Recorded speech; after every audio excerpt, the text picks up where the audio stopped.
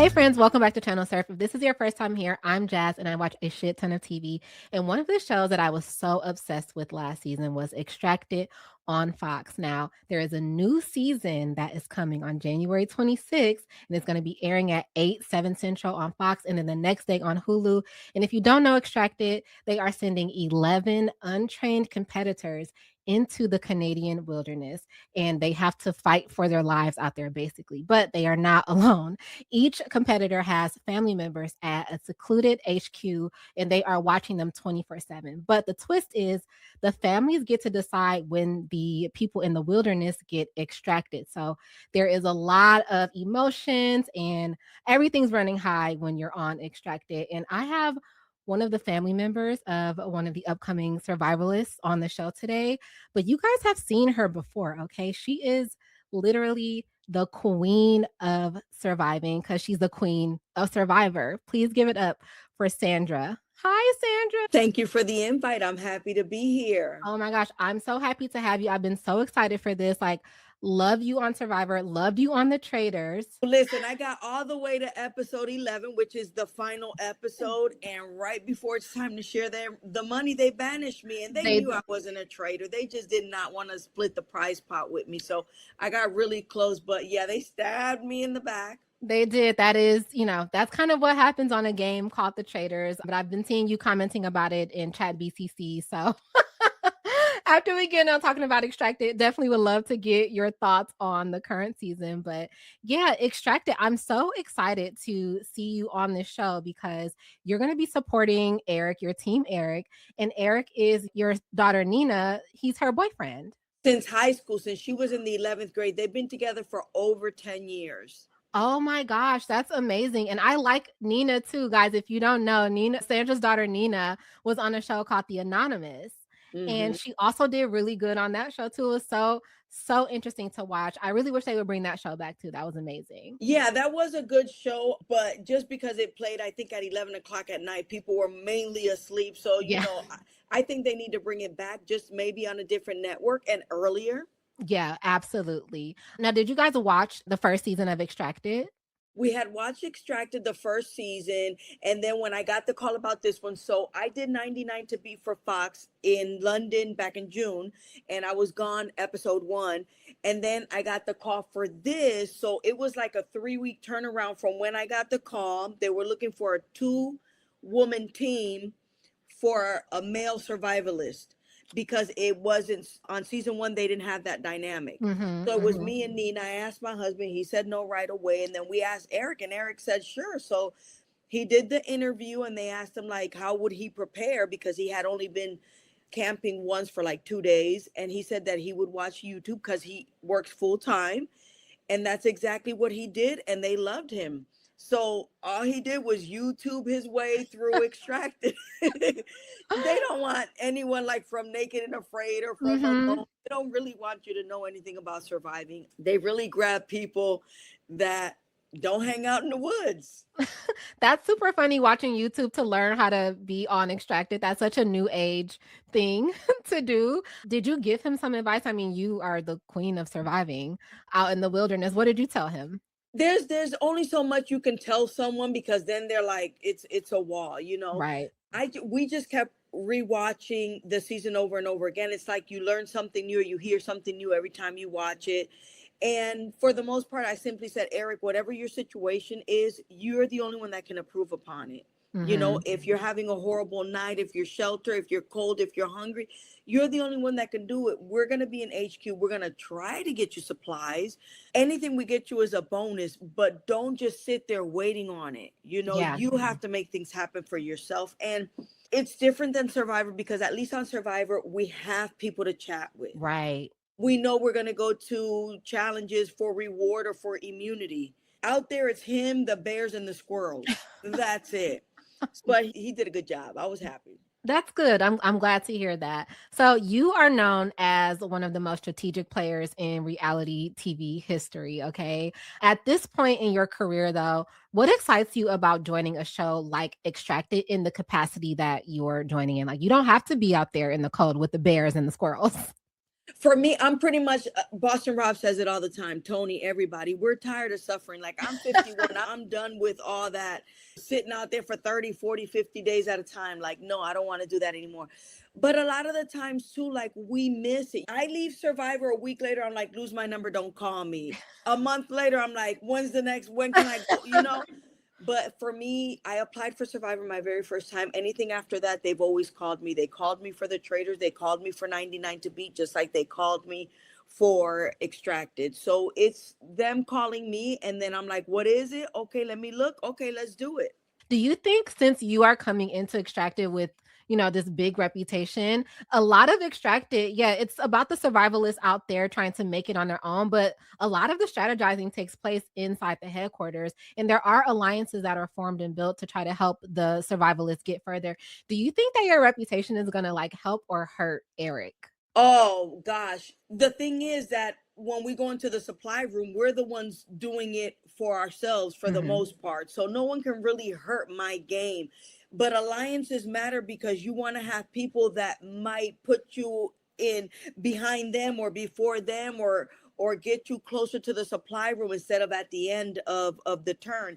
But I walked into that headquarters, and I'm almost sure three or four people knew me right off the bat. And I told Nina from the jump, I was like, I'm gonna lay low, see who wants to play with me, because a lot of times they see you and they're like, oh, that's not fair that she's here, or like, Mm. oh no, like, but I don't want it to be like that. So I was like, Nina, I'm gonna lay low. I'm gonna be watching the monitors, listening to everyone, open door policy, come chat with me, and let her be the social butterfly. Let her Mhm. jump from family to family and start getting to know them so that they could give me a shot.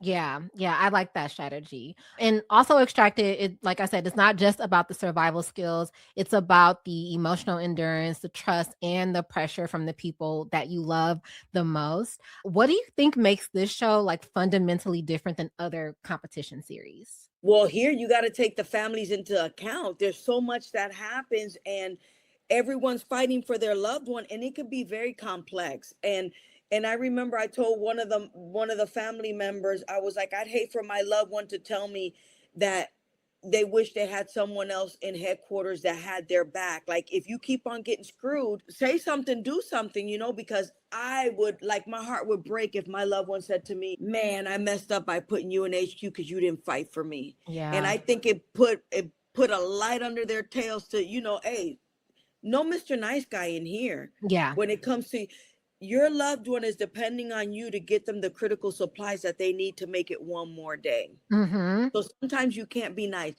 For me, on the other hand, there were times where I'm more like, we can sit back because we're okay. Yeah. But because I knew we were okay. Mhm, mhm. Yeah, you do have to be sometimes you have to be a bit of a bull. I noticed that in season 1, there was a family there. They were constantly kind of being people were always mad at them because they always wanted their family member. I think his name was Jabari, I forget his name, but he was the guy, he had his uncle and his cousin that were in HQ, but they always every time they had an opportunity to go first, they took the opportunity, and people were like, "You should give other people a chance," and they're like, "No, we want our family member to have the best of the best." So, yeah, sometimes you have to you can't be Yeah. nice But all the even with time. them watching season one, they still come in there and they're like, okay, we got to do this in 2 minutes. And everyone's like, all right, well then, if you ain't moving, I am. You know what I'm saying? Right. Then you got to get them started. But I think as they get their footing, the Mhm. families then become more passionate, and they know, hey, like, my loved one is not gonna make it 2 more days if I don't get this right. Like, there's a time to give in, and then there's a time where, hey, I'm sorry, not sorry. No, I agree with that. The families in HQ are essentially players themselves. And from a strategy standpoint, how dangerous is it when the people making the decisions, like these big decisions, are so emotionally invested in the outcome? Well, I mean, you're splitting the money three ways, and we all have reasons why we want that money. Some more than others, but at the end of the day, it's about whose toes are you willing to step on. Because when you do make these alliances and these relationships, it's people that you really really like, and then all of a sudden, oh, how do I pick one over the other? Who am I going to screw more than the other one? Like, you're Mhm. screwing them both, or you're screwing all three of your favorite teams out here.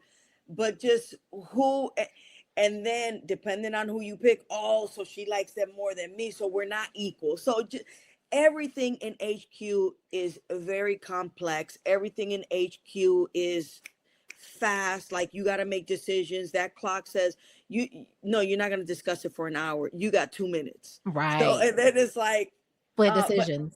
but it's gonna be good. HQ is lit. It's gonna be fire.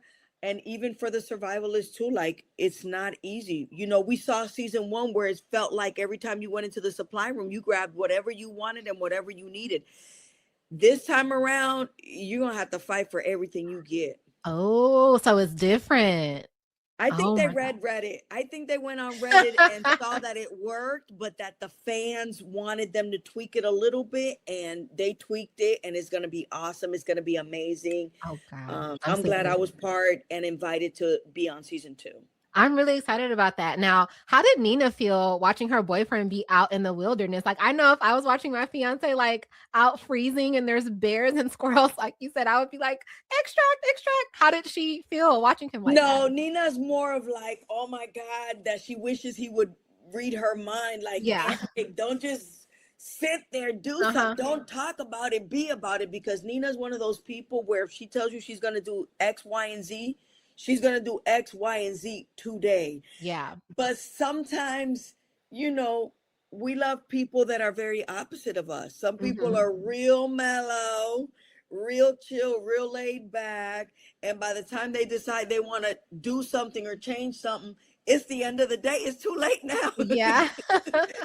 So it's like, what are you doing? So I think for the most part, she probably want to beat his butt through the damn monitor.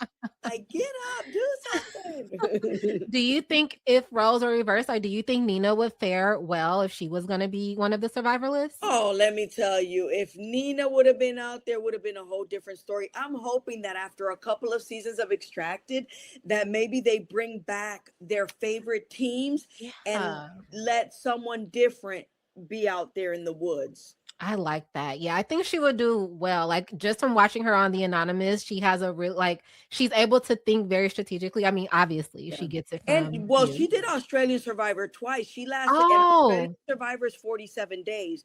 The first time she did it for 21 days, she got medevac because she broke her foot. Oh.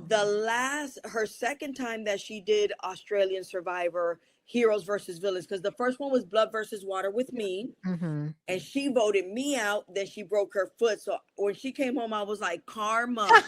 Okay, I didn't have no sympathy for my own child.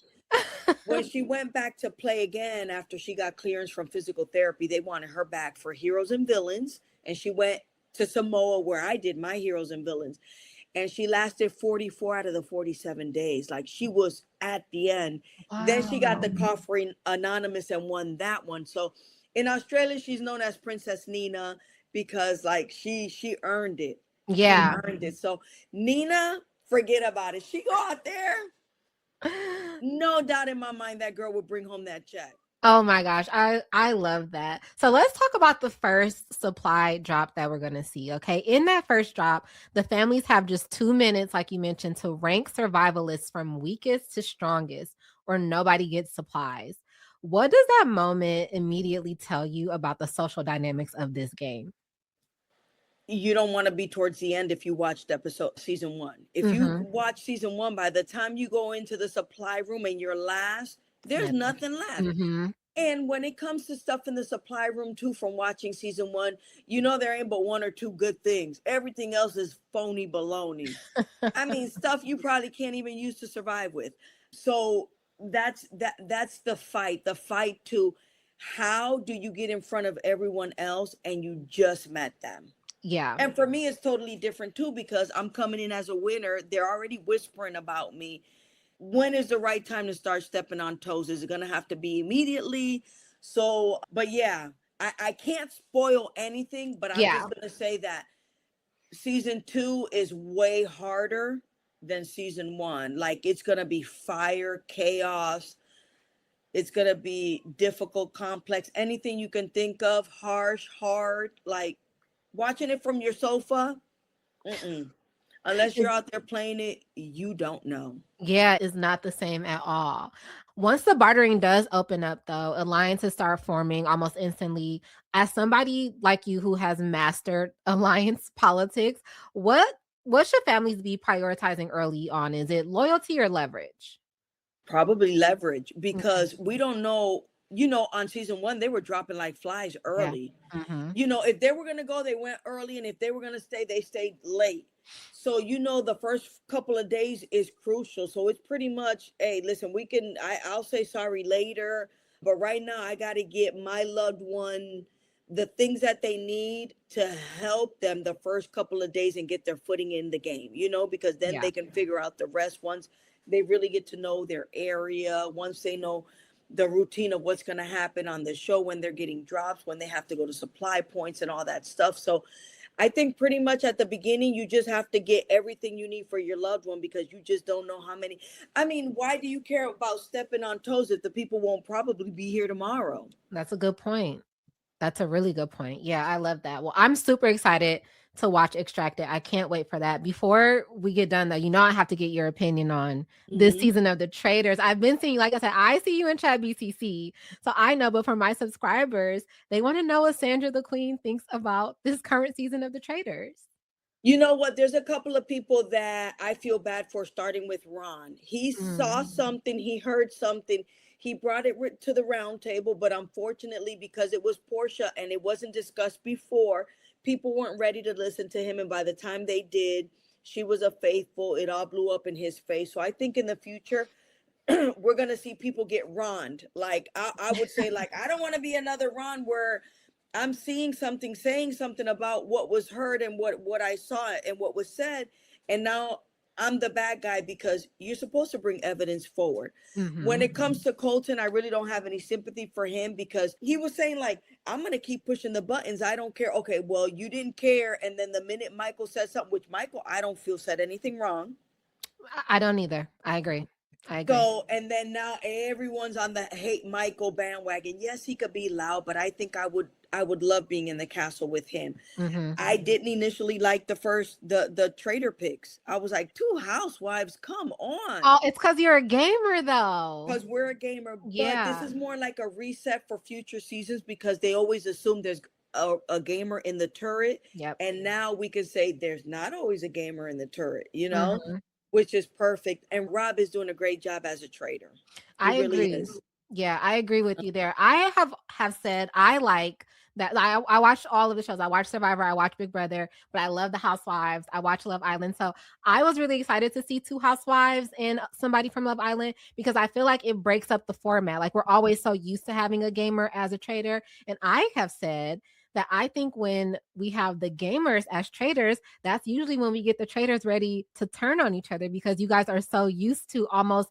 having to turn on your alliances because you want to, get to the end, you want to get to the money. So I think that's the reason why I feel the traders this season might actually stay together. Yeah. But remember, I was a faithful last season, and then Trishelle and CT and MJ and Kate, all of Right. them came after me, and they knew I wasn't a traitor. So Yeah. two faithfuls won, but they cheated MJ out of the prize pot. They cheated me out of the prize pot, and they were faithful, but they were gamers. Yeah. So listen, with the gamers, you can't win if you're a traitor, and you can't win if you're faithful, because they're gonna screw you. It's true. Yeah.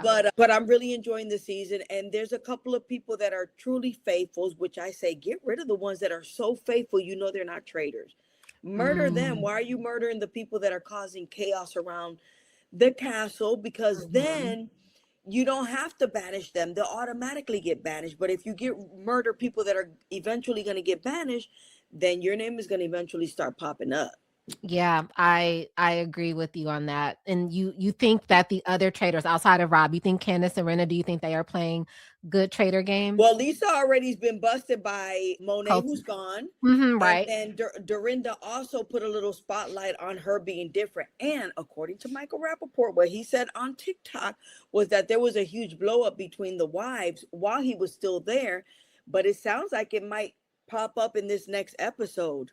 Ooh, yeah, because Alan, I believe Alan, before this season, he said there is an episode this season that is so explosive. I think he said it's episode 7, but apparently some stuff is gonna go down. So I'm excited to see it. I'm gonna stay in chat BCC to keep getting your updates on how you feel. Because weren't you were I one of the people who didn't like the conga line, right?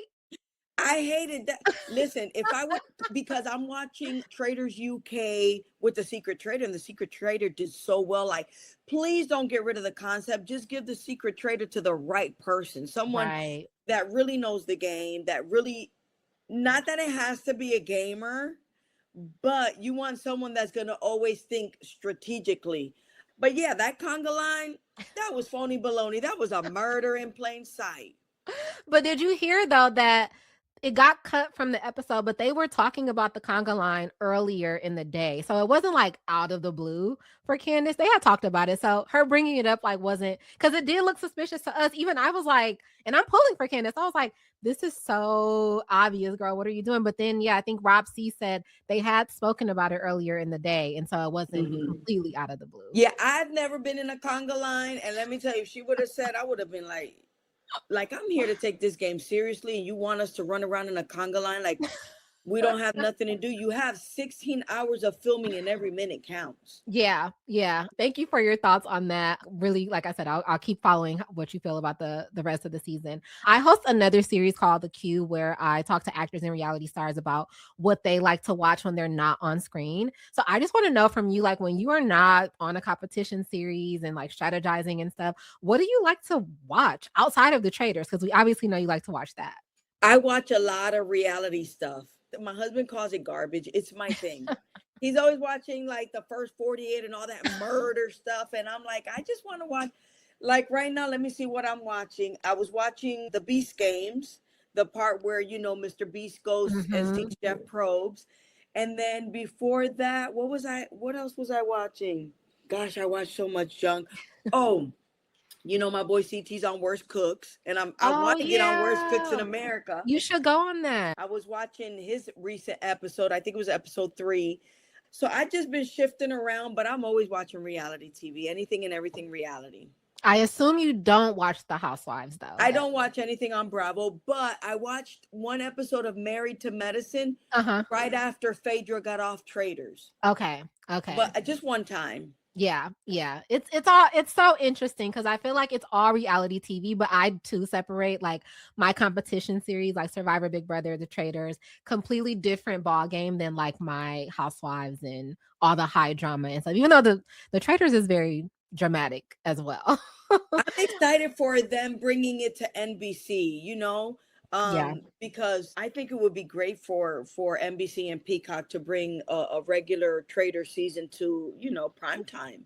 Yeah, yeah. So oh, like the instead of it exclusively being on Peacock, it's gonna be on Yeah, the well, cable the channel. one on Peacock will stay reality stars from what I heard, and The then the one on civilian. NBC, Yes, I applied for the civilian season. They haven't called me well, back good yet, but luck. maybe you'll see me on there. They haven't called me yet, but I'll keep Well, applying. rumor was that they had a couple of people lined up, but now they went a different way and reopened casting. So maybe you want to do another video or Oh. whatever it is that you had to do. Yeah, we'll see. We'll see if I get on. I'm gonna send you a DM to try to get some pointers up for how to last in a game like that because I have no clue, and I will make a horrible trader if they made me one.